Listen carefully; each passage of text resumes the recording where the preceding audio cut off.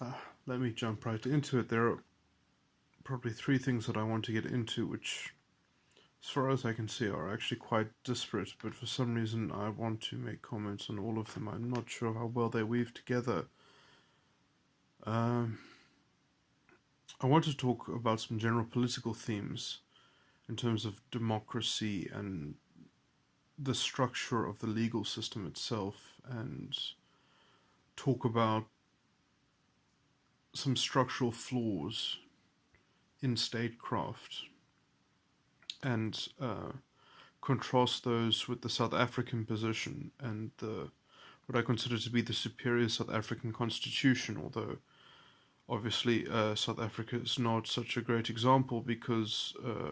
so much of what goes on in South Africa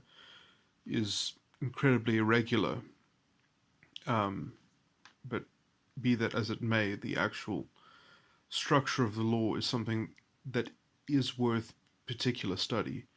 because it resolves a lot of problems that, let's say, are symptomatic of the West in general, in terms of let's say, the general slide towards losing libertarian stricture or cultural adherence, or at least when these things stop becoming valued as cultural objects, and they sort of fall by the wayside by a kind of encroaching almost algorithm of how power functions in general.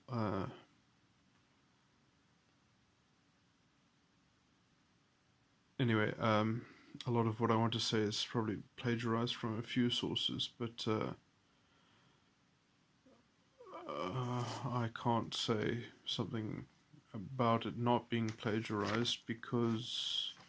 I would rather not have that in this recording. But yeah, I mean, this really has to do with this is a wonderful lecture that just has to do with the rule of law in South Africa and the status of the rule of law in South Africa, which is actually above the Bill of Rights. It cannot be limited, and it is given an exceedingly high value. And when you force the state to comply with that principle, as long as you've got a correct understanding of what the rule of law means, you've really got a very clear way in which individuals essentially can always interface directly with the law and can almost change the law if it be unjust. And that really sets a culture of justice, which that you're not sort of claiming justice through politics, through the executive branch, and that the executive is not really the seat of morality, which is something that most democracies are prone to simply because of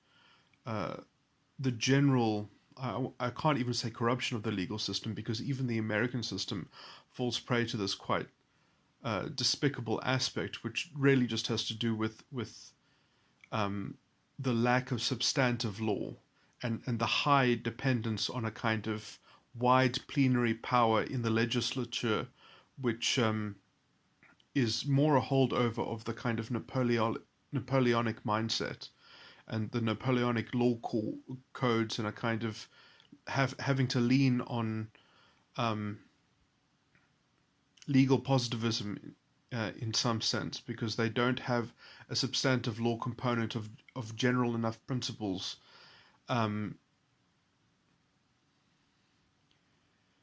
So how America kind of tries to get around this is that it has this absolute constitution, but where the rights are wholly guaranteed, and that because effectively it's so unwieldy, it is a complete farce. In that sense, it would be able to be a self governing, kind of structure, but it actually does not work at all, because essentially you have to interpret those rights so narrowly that they essentially become worthless. Or, I mean, or, they just, uh, uh, there's so much whim and discretion that is put into that process that essentially it's, there's very little defense. Um, there are actually legal mechanisms within the American system, and they just occur to me now, which you can kind of get the real edge of the rule of law, and that goes with suing the post office for a remedy. And so you would have to almost survey the law at every step, and if there really wasn't a way to get some general principle, some general aspect that was being violated, then you would sue the post office for a remedy. And so in that way you could kind of philosophically extol and force the law to develop in some sense. But yeah, this is the general legal positivism which these structures operate from. Usually they force people to overdevelop the concept of the rule of law and to make it usually quite a special and extravagant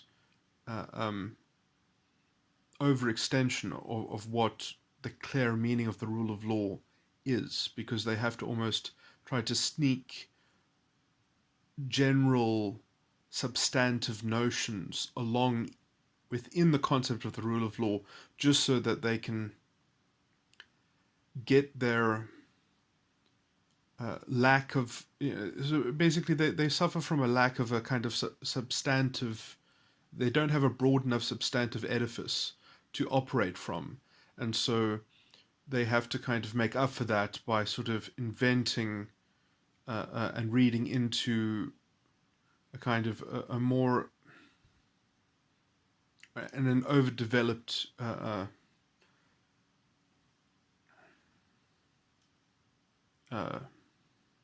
elaboration of something like the rule of law, so that they can inject at least some form of coherence and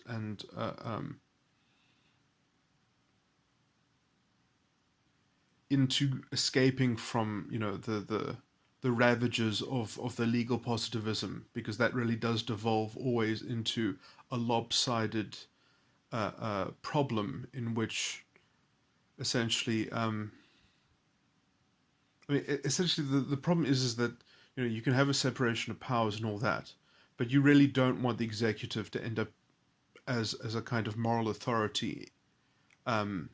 You really do need to vest that with the judiciary, but you can't do that unless you have a broad enough substantive legal tools and implements. And so I mean, the problem really is in the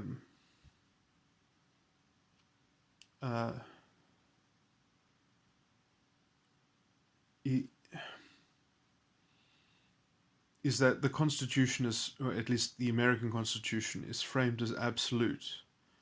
and it offers a sword for the individual to use against the state. But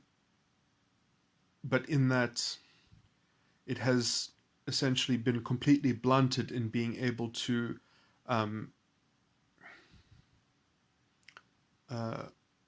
redraw. It essentially is never able to really. It can only completely invalidate very crude and crass forms of plenary overextension into violating some very narrowly interpreted absolute rights, and so it's like you give the libertarian-minded individual a sledgehammer, and the state is allowed every opportunity to both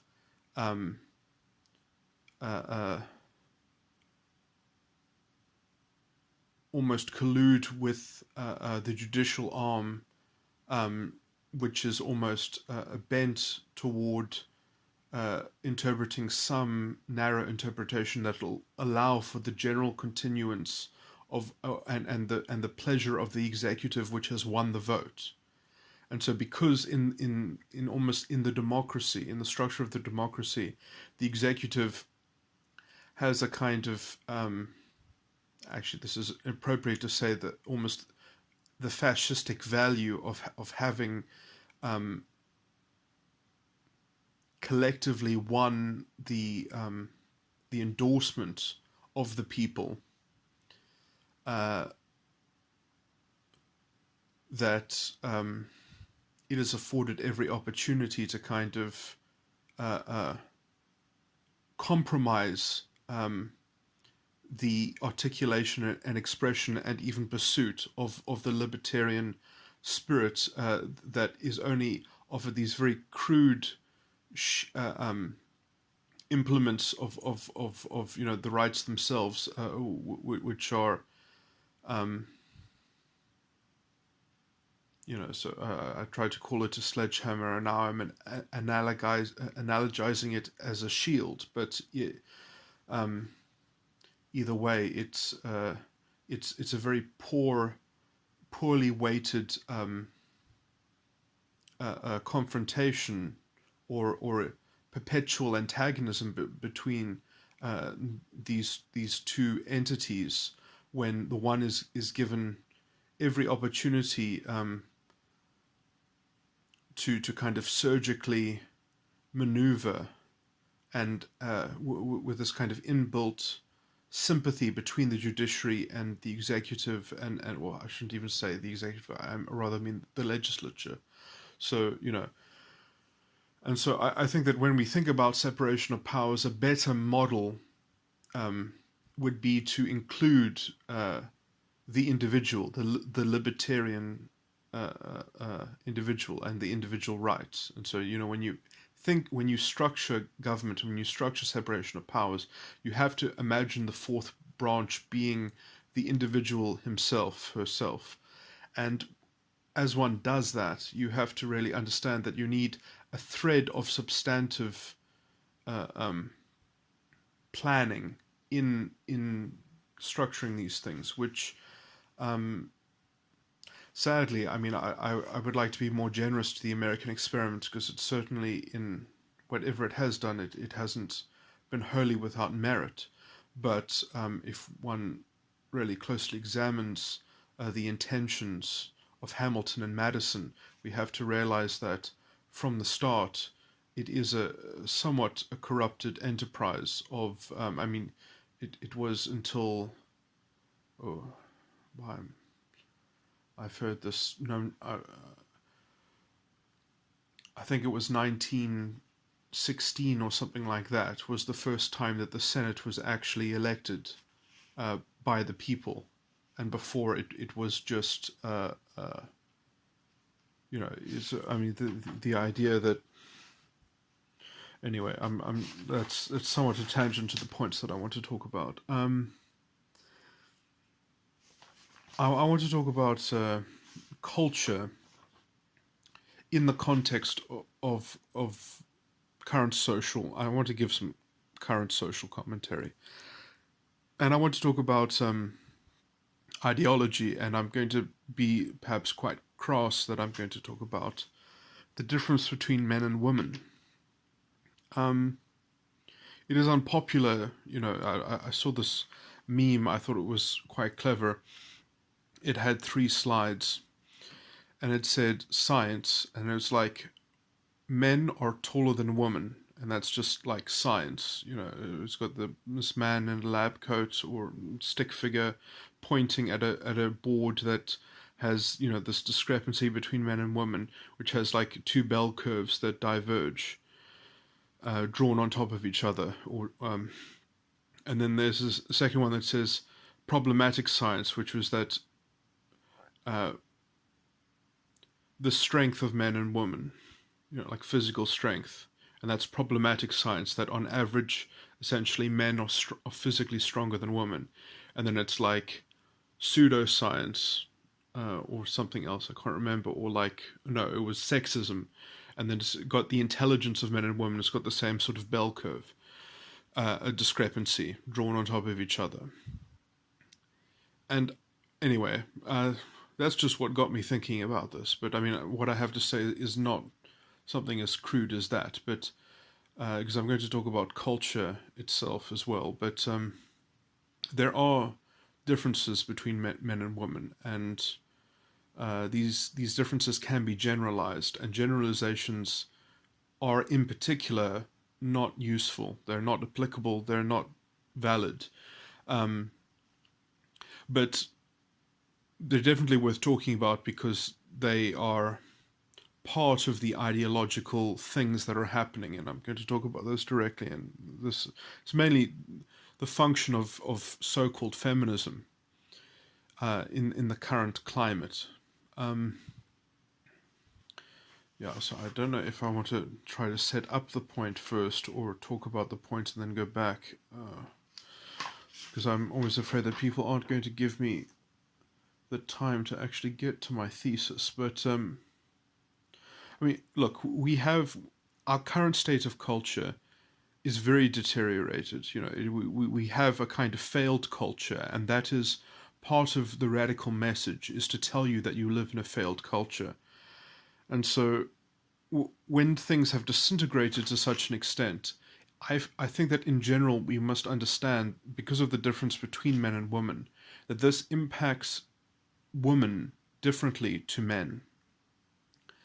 Men and women have had different selective pressures put on them from an evolutionary perspective. And you know, you can see that the median woman is more intelligent than the median man. And so in some sense, the average woman is more intelligent than the average man. But in terms of the average intelligence of men is higher. You know, so I mean, average can roughly mean three different things. You know, you could be talking about an aggregated sum, and then find the average of that. You can be talking about the median of both and compare those directly and such. But anyway, the point that I want to make here is just that how this is interfacing with current culture is that I think that there were certain old traditional stereotypes, and I think I know why they were conceived and why they can still be true. That women are better at taking on the intelligence that exists within the kind of reservoir of the culture that they inhabit, because they're very good at reading, and obviously I'm talking in general, at reading social constructs, let's just say, because they are often apt at, they have to be good at reading hierarchy and social status, because essentially it's part of their selective pressure that they want success earlier in their life, whereas men can stand to have success later in their life and have sex and children later in their life, whereas for women it's better for them to have it in their earlier than men can delay it. So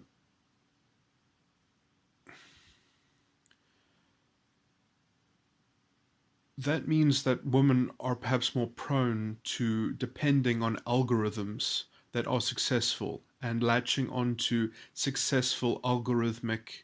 ways of gaming the system. And that can only be obviated by, let's just say, a built-in cultural robustness and in intelligence, let's just say, that forces women to kind of have to adopt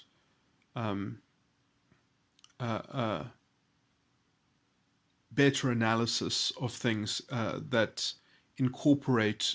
you could even say, moral aspects So morality for women, you can also see that women are more interested in morality because it's the only counter pull to, let's say, just crudely depending on algorithmic exploitation of the culture that they inhabit. And so, and in some sense, you do need to have, because otherwise women would too often create, let's say, vortexes and almost, in as much as they control cultural norms, they could get into a negative feedback loop or some kind of spiral, which does also seem to be, even historically, that does happen, but it only happens when culture is in a certain state. But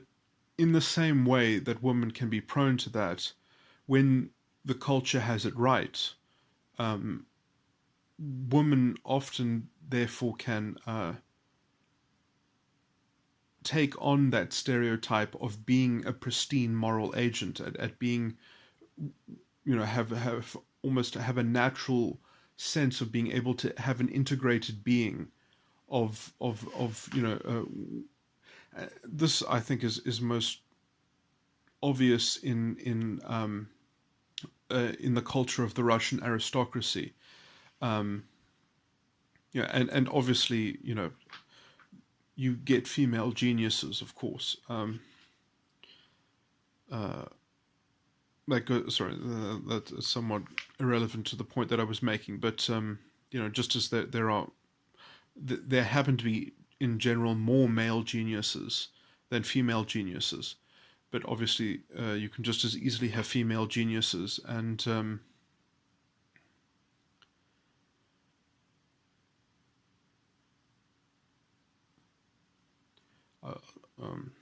the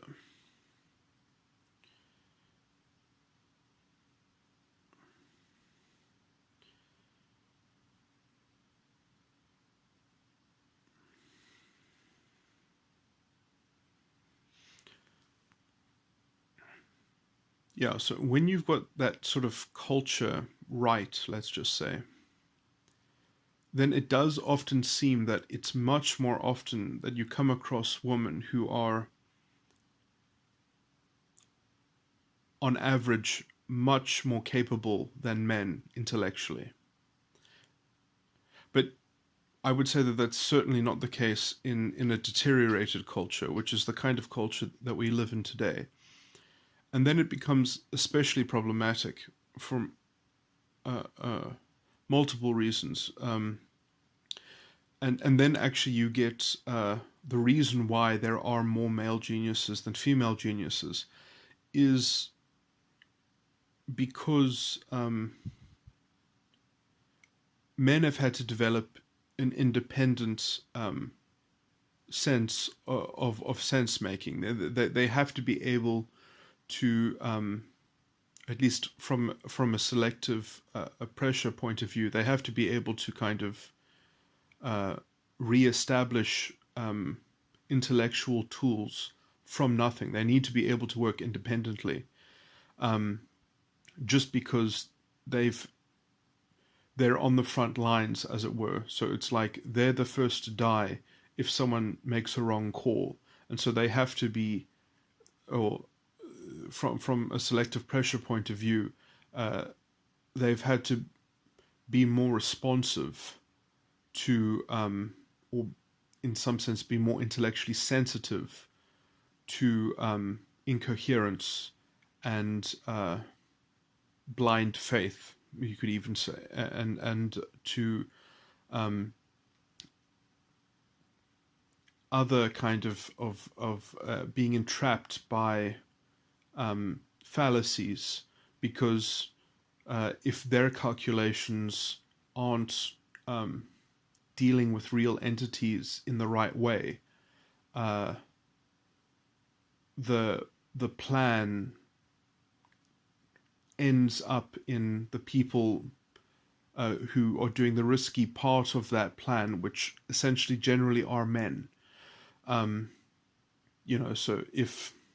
the coordination doesn't go well on the hunt, it's the men who have the injury or the death or the fatality kind of thing. And so having the right person in charge of these things, and the right person who is capable of having a network of trust between, and the trust that has to extract the right level of coordination, like that all has to happen in real time, and it has to happen fluidly enough.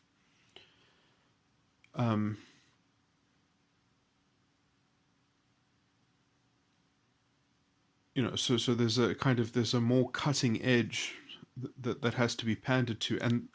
just to meet that pressure, men have essentially had to men have just gone through a lot more historically, and we can see this very clearly in just the ancestry record. Effectively, 40% of all men have, for all intensive purposes, been genocided, in the sense that 40% of all men that have ever lived have left no descendants, whereas only half that many of women have been left out of the evolutionary line. And so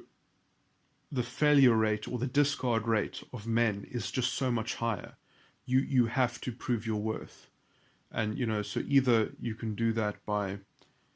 being brilliant and integral to the giving value to your tribe or to your kin or something like that, or at least finding the right person to follow. And just under those conditions and those pressures, it seems that men either are pushed into one extreme or the other. They either this is very generally speaking, they're either more simplistic or idiotic, or they have a tendency to be higher average, or at least have capabilities of a lot of these things are. The development of men is more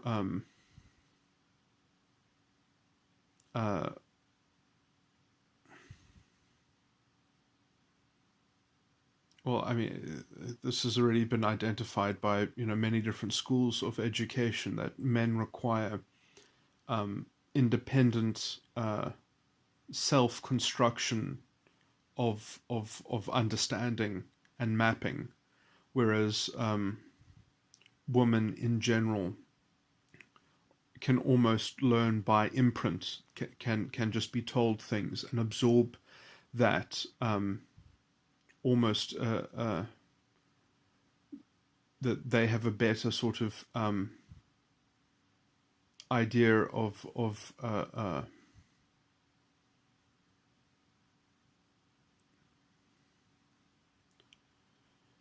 I don't know how to weave these words together, but almost like a kind of a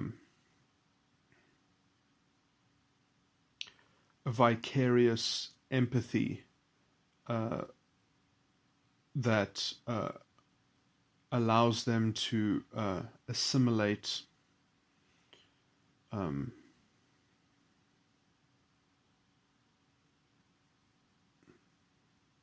abstract models and categorization, that they can kind of use that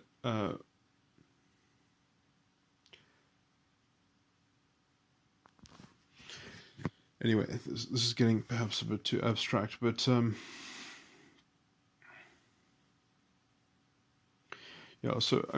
in a general sense, women are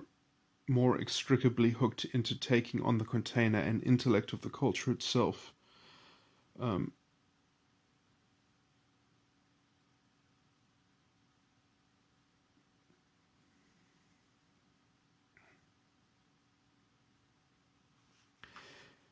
And yeah, it's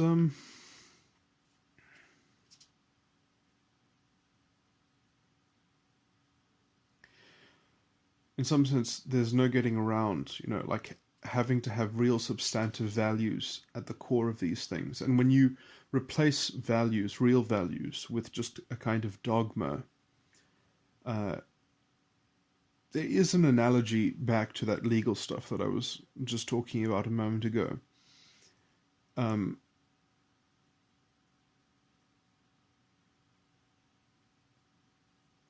that you end up with this kind of internal um, recipe that is grinding against itself and creating a kind of unhealthy collusion between two aspects, um, simply because there isn't enough, let's say, um, substantive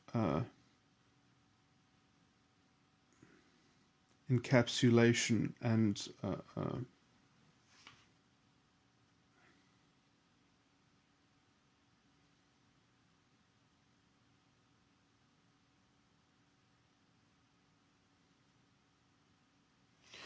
I mean, a lot of this gets into, the problem with, well, I mean, just the pernicious nature of the certain ideologies that are currently in the current mix. Um,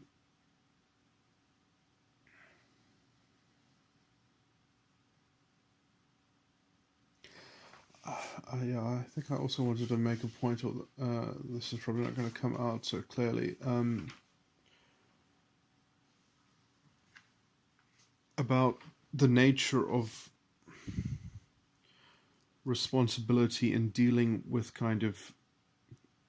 the politics that the collective is embroiled in. Because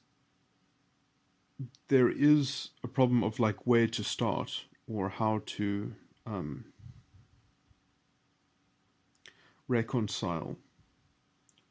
dysfunction.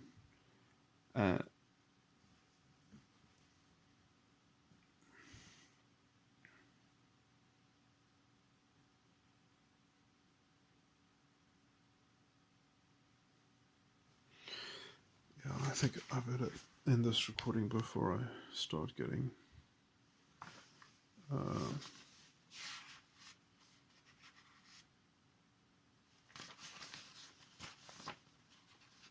let's see if I met any.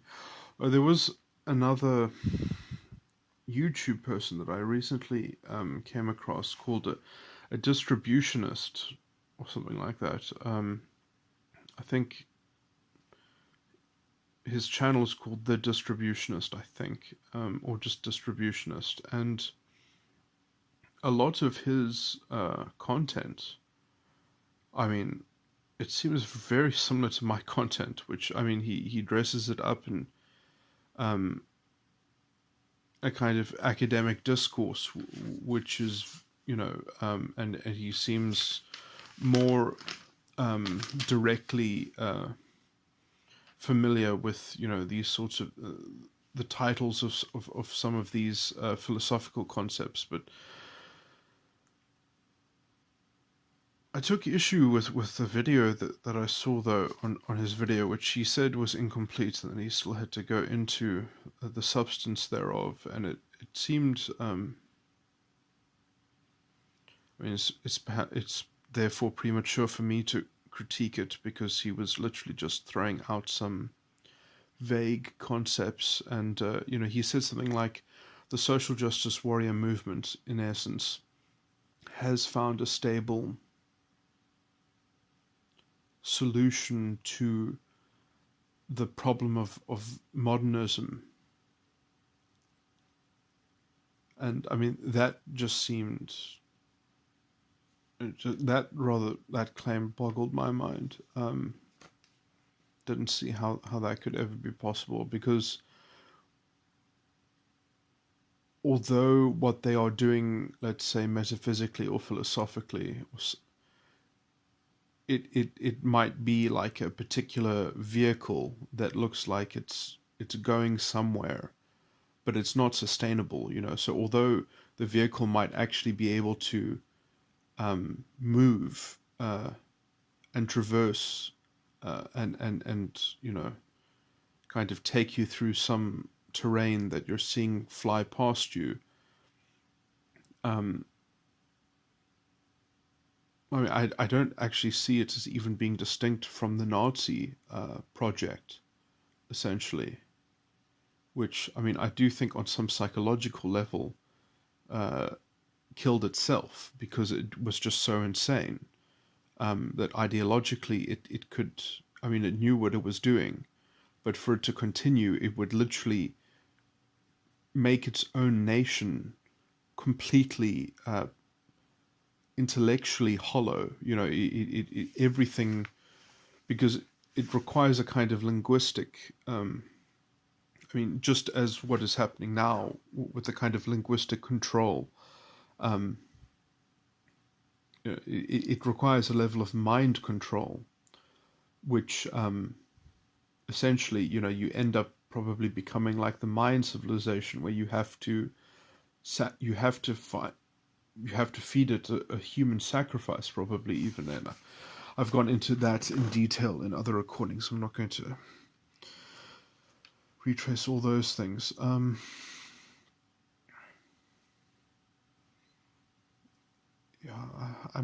I just made one line about that.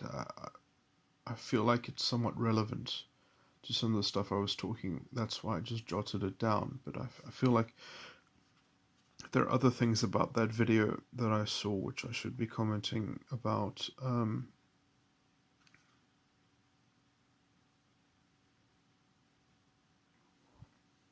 But yeah, I also, oh yes, now I vaguely recall, is that to call postmodernism a kind of, you know, essentially that it has a historical existence, you know, so to kind of call postmodernism a sort of an event that happened from a certain date onward, and that basically to call it a duration of time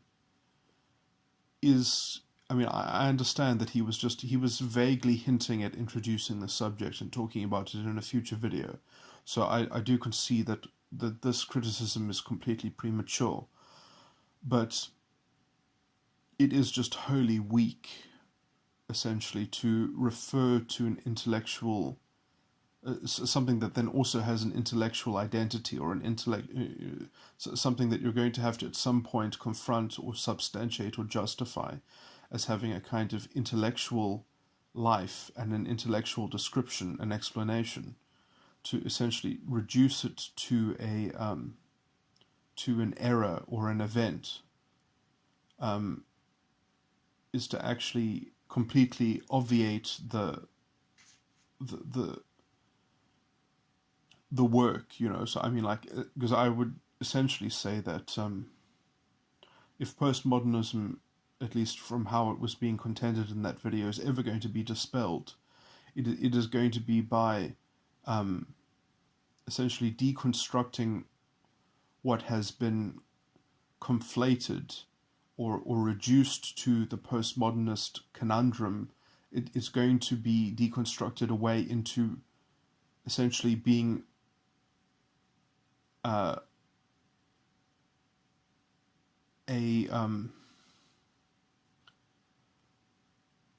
kind of a misconstrual of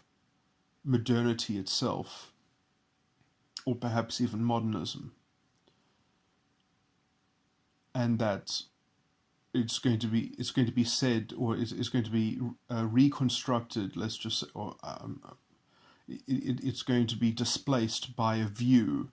that there was actually a misreading of one of these earlier stages, and that there was actually a gap in between the false reduction of some mishmash of metaphysical disequilibrium, or something like that. So basically, it's only ever going to be defeated by essentially saying that the whole thing is mistaken, and this is what it was mistaken about. I would say that is going to be the way to sort of overcome the error of postmodernism. But if you're going to call it an error, I mean,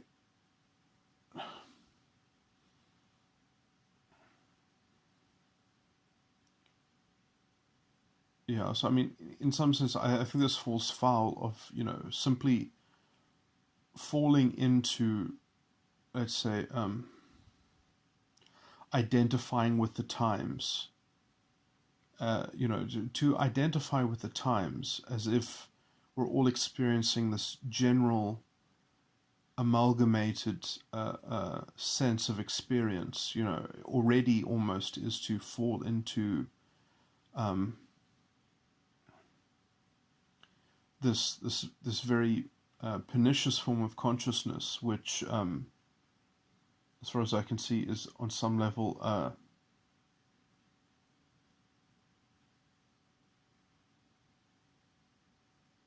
sorry, I'm trying to think of a fancy word. That is some level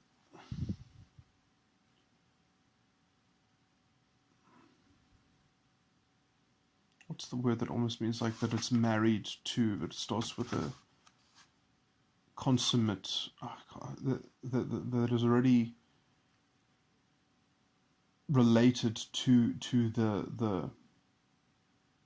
presumptions and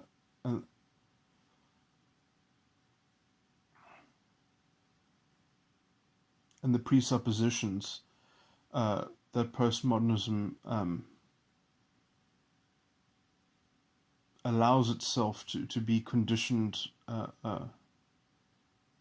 because of, and to try and kind of disembody oneself from those deliberate and conscious philosophical stances, and just say, well, that's the philosophy that was inherited from the prior general discourse, or the aggregate discourse of what has been happening in philosophy that has not been so. And I mean, I would say that my displacement of this kind of breakdown, which I think is intrinsically flawed, into falling into just perpetuating more of the same mistake, is that the reason why we have this tendency of falling into this aggregated flow, and why there's always this kind of disparate or philosophical, I would say one of the problems that we have intrinsically in for a long time is that the philosophy department at university is essentially full of 1,000 specialities, and they have no way of reconciling anything. And I don't care about whatever stupid theory they have about neo-pragmatism, that they're all going to kind of fill in the puzzle pieces at the end or on the other side or something like that, and they're actually making ground in their separate specialities. The reason why things like that have a tendency to go that way at every stage, and that's generally been allowed to occur for a different grand narrative that the academy has tried to be the mouthpiece of, and allow this general fracturing tendency to coalesce around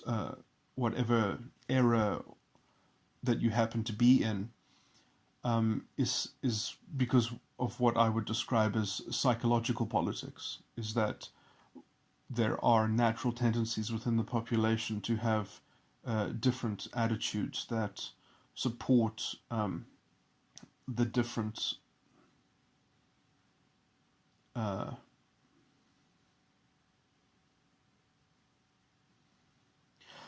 I had a very good exchange recently when I was just talking about some basic descriptions of some of my research and thinking around the false ego, and around I got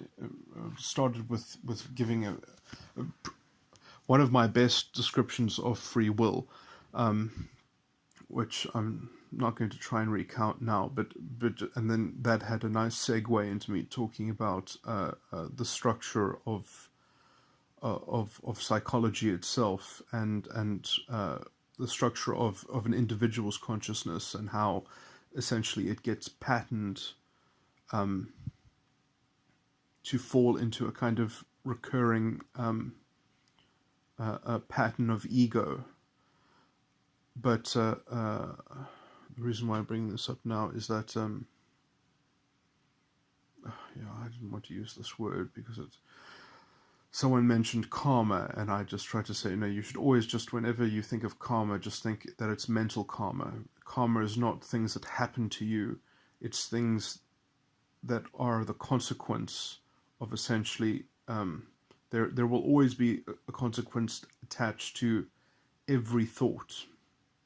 So the point is essentially not to be subject to your own thoughts, or at least not to be the effect of thoughts in that sense, that thought itself can be managed from a different level. And this is sounding too esoteric, but let me just quickly at least address this particular point, is that I started off by saying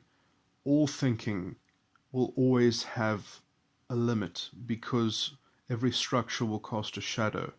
and so thoughts will never be pristine. They will always have a context which they will not be able to kind of defend themselves. And so this is also why you cannot essentially make an argument that lasts in some permanent way. You have to have an intellectual position. You have to set out a disposition, which is almost a collection of rationality. That is something that perhaps could and even that has to be grounded in something greater than itself, something like similar to ideal forms. That would be how it would have to ground itself in something like that, which would not be the same thing as thinking itself. It would be conceptually the source of the thinking, or not the source of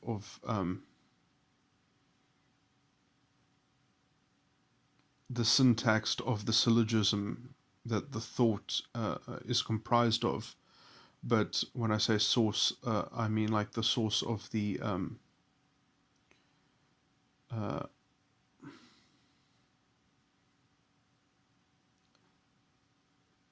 source of I don't even know if I should say epistemology or ontology, but that the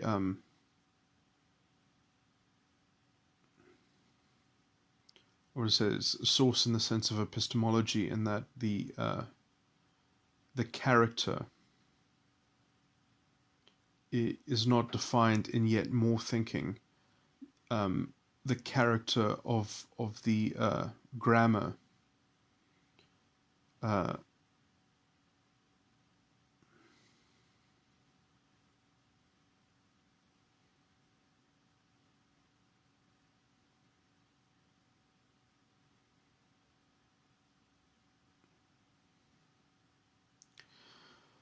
I have to think of how to make a description that defies thinking. So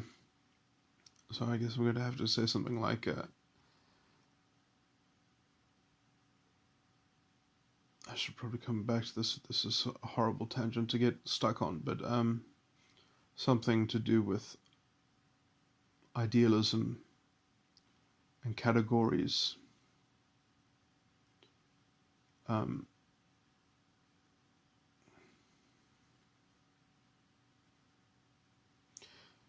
Sadly, you can't. You have to eventually get into the meaning of psyche and spirit. In that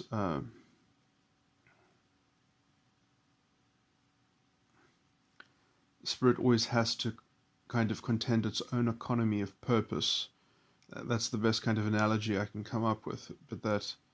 it ends up depending on itself, and it can essentially only ever be asked to be self-consistent in some pure idealist frame of reference. And in that sense, it does become like a cosmic value, or an ultimate value system that is completely distinct from even thought itself, that has rather like a metaphorical connection with it. I mean, this is exactly what Plato was depicting with the allegory of the caves. You can't get around that. So it's I mean, the analogy is some kind of dualism, perhaps.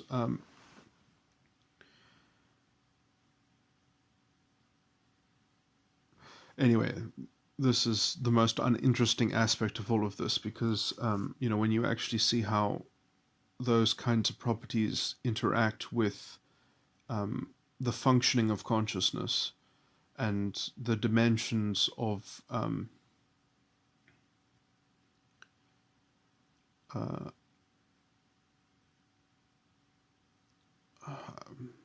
this might sound pretentious, but the fields of contemplation,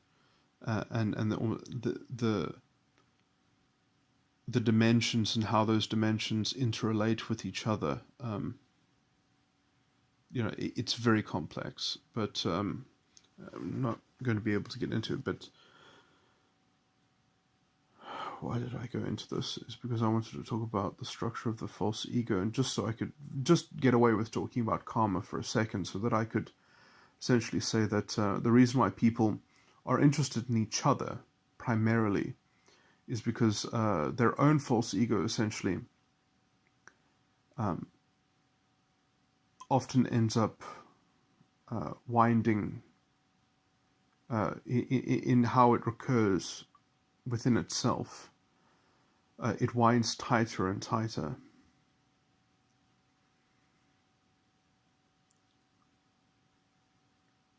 And I think this is also what causes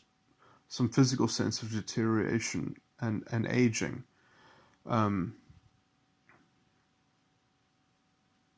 In as much as there can be said to be a mind-body connection, that there's something about the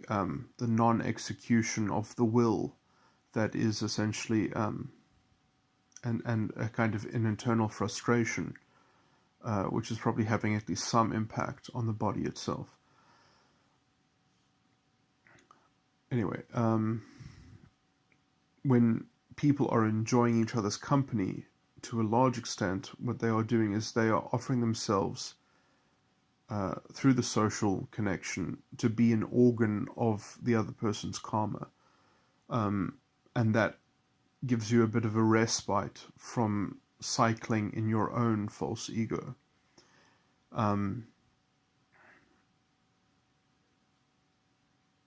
then you perhaps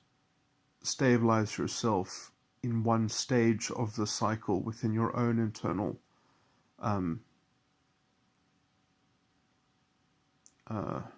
configuration of psyche, which is locked into this false ego pattern.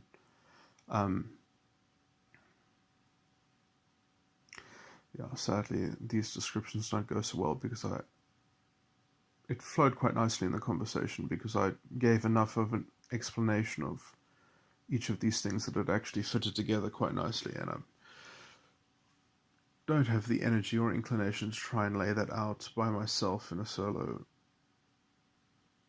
speaking, because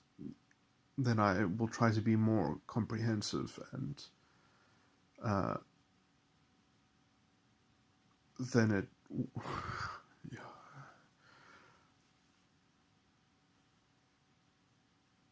sadly it's easier to get away with this one when I can just sort of say something short and sweet that says enough general remark that it lets people know what I'm talking about, but then it lets me also focus on specifically how it interfaces with the subject itself, which I've literally just tried to import from a recent conversation, and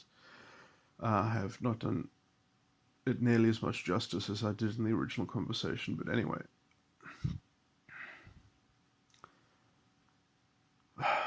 okay, well, that's enough technical, dry explanation.